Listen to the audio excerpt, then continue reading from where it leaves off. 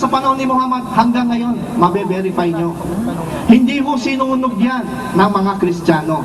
Hindi ho katulad sa Quran, nakakalungkot pong sabihin, nung panahon ho ni Khalif Uthman, nung ikatlong Khalif ng Islam, nakita ho niya na ang lugar ng Kufa sa Iraq at yung lugar ng Syria, nagkaroon ng iba't ibang recitation ng Quran. Anong ginawa nitong si Khalif, Leader Uthman? Sabi niya, kolektahin lahat yung mga nagkakaiba-ibang manuscript na yan at susunugin. Saan ho tayo nakakita na lingkod ng Diyos na imbis na ipagtanggol at ingatan ang salita ng Diyos ay susunugin pa ito? Sa kasaysayan po ng Kristyanismo, mga kapatid, kung merong manghong sumunod ng Biblia, ay wala pong iba kundi mga kaaway nito.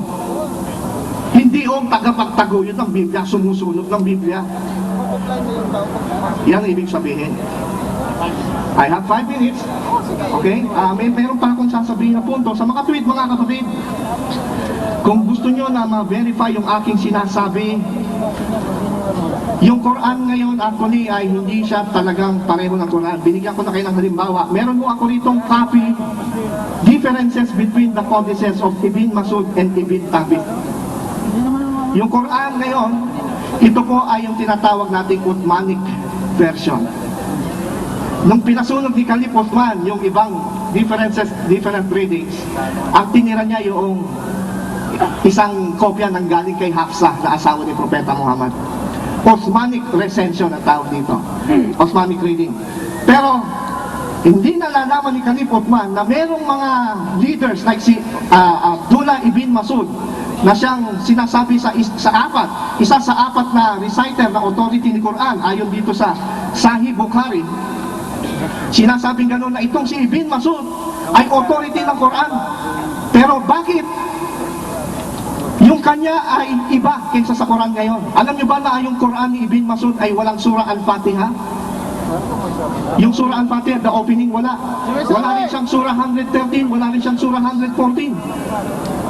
Bakit ganon? Sabi ni Abdullah ibn Masud, sapagkat yung surah Al-Fatiha, ito po ay hindi salita ng Diyos. It is a salita ng tao addressing God.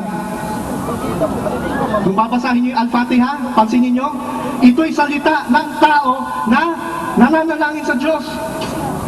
Bibigyan ko kayo ng sample. Surah Al-Fatiha. Al-Fatiha, ito po, verse 5. Sana, abutin ng oras, ano ha? Okay, ito sabi, sabagay, memorize nyo to. Pero para sa mga hindi pa nakakaalam, babasahin ko po sa inyo to. Ito. To thee do we worship, and thine aid we seek. Ikaw lamang ang aming sinasamba. Sabi ni Ibn Masud, kung si Allah ang nagsalita nito, sinong sinasamba ni Allah? Kaya sabi niya, ito'y salita ng tao patungkol sa Diyos. Hindi ito salita ni Allah, kaya tinanggal niya ito. Gusto ko na ma-resolve ito at mapag-usapan natin mamaya. Nagsisimula pa lang po tayo. At alam ko naman na kayo ay sana ay pag-aralan nyo yung aming sinasabi. At yung mga research po natin, napakarami pa po tayong sasabihin. Kaya bilang konklusyon sa aking unang tayo, naniniwala po ako na ang bigang ating taglay ngayon ay salita ng Diyos. Hindi nasisira sapagkat none can change Allah's word. Tapos na? 4 minutes pa. 4 minutes. 4 minutes. Kala ko tapos na. Announce ko lang. Sapagkat ito po ay none can change Allah's word. Walang sino mang makapagbabago ng salita ng Diyos. Kaya kung ang Torah at ang Injil ay salita ng Diyos at ito ay nabago o nakorap, ibig sabihin, hindi ho totoo yung sinasabi ng Quran na none can change His words. Hindi mo natindihan. Di po ba?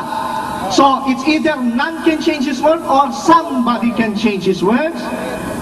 Malaking problema po yan. Pag pinaniwalaan ho natin, naririnig natin ngayon na ang Torah at Injil ay corrupted na, para na natin sinabing nagsisinungaling ang Quran nang sabihin niya na walang makapagbabago ng salita ng Diyos. Amen?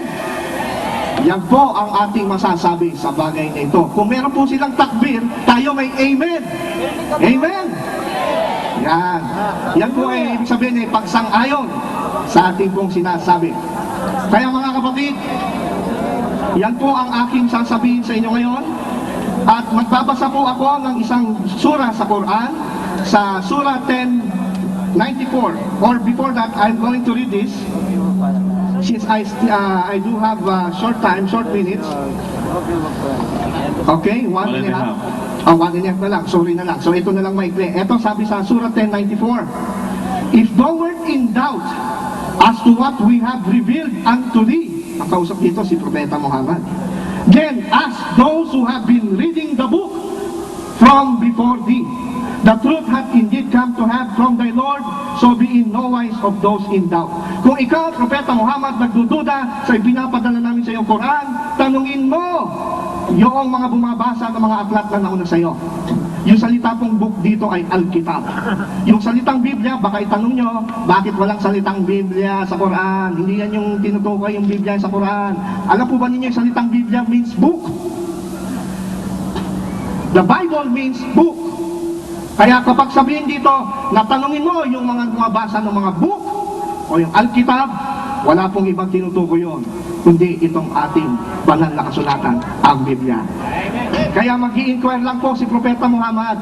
Kaya yun po'y sinunod ng mahal nating propeta. Hindi po niya nilabag yun. Hindi niya sinasabi na corrupted ito at yan ang challenge natin mamaya. Babasahin niya yun. Okay. Okay, tapos na po. So ngayon naman po ay 7 minuto na magtatanong po si kasamang Ustad Ahmad Barcelon. Takbir! Takbir mo ba yun? Ay, isa pa takbir! Okay, ready na? Brother Ahmad, okay na? Take it away.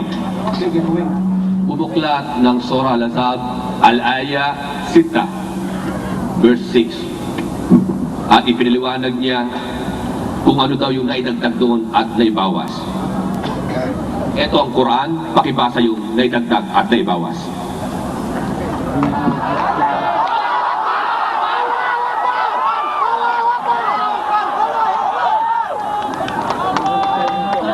Okay.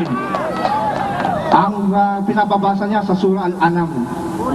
Yung pinabasa, yung kaninang sinasabi mo kanina may mga tafsir pa ni Ibn Kathir.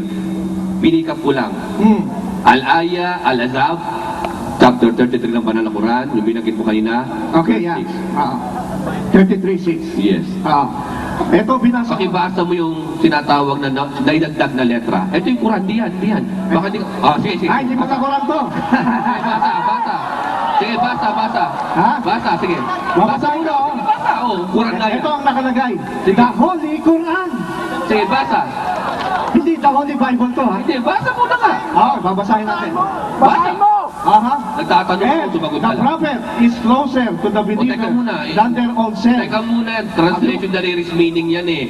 Pinabasa ko sa iyo ang Quran. At papahalaan ko sa iyo. Well, Brother Barcelon. Hindi niya binasa. Brother Barcelon. Yung bang, hindi, bako magtatanong, dapat ikaw. Kasi ang Quran, Ang paniwala ko, Nahanapin natin yung nadagdag at naibawas. Baka meron na. Brother Barcelon. Brother Barcelon. Tatandaan natin. Tahimik lang. Ang mga Brother, audience tahimik lang. natin ay mga Pilipino, hindi Arabo. Pero yung binasa mo kapatid, translation in the meaning, na interpretasyon ng isang ulama, hindi interpretasyon ng mahal na propeta Muhammad. Sa mga Kaya tuloy. ibinibigay ko sa iyo ang Quran, baka nga meron kang nabasa na sinasabi mo na idagdag doon, pakibasa. Ang binasa ko. Hindi niya binabasa. Pakinggan niyo mga Tatampak kapatid. ko lang itong Quran, kasi itong Quran, hawak ko ngayon yung Quran. Kaya Hindi naman yun ang binasa ko eh. Sa iyo. Quran din naman to. Eto sabi ni Ginong Barcelon. Ginong Barcelon, sabi mo kanina, pag ang Quran ay walang Arabic, hindi Quran yun. Eto may Arabic, hindi Quran to. Ang linaw na sinabi ko, kahit inaway natin yun na pag sinabi ko kanina kapatid, ang sabi ko, ang Quran ay nasa Arabic niyang kalagayan. Wa arsalna min rasulin, sabi ko pa. Ipinahayag ng Allah ang kanyang salita sa lingwahe ng kanyang propeta na maunawaan ng